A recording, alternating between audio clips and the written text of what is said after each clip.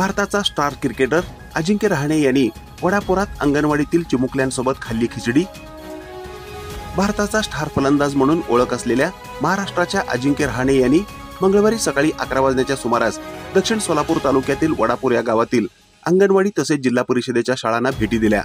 यावेळी त्यांनी अंगणवाडीतील तयार होणारी खिचडी टेस्ट करीत चिमुकल्यासोबत मनमोकळ्या गप्पा मारल्या।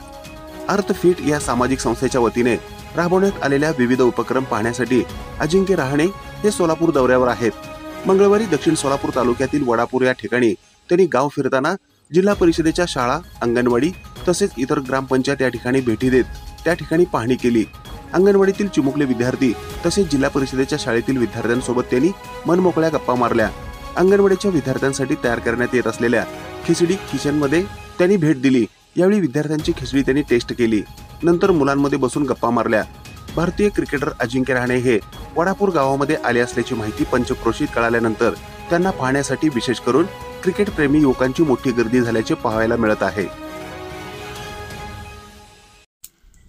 ताज्या घडामोडी पाहण्यासाठी आजच महाराष्ट्र सुखदेव न्यूज या YouTube चॅनलला लाईक आणि सबस्क्राईब करा।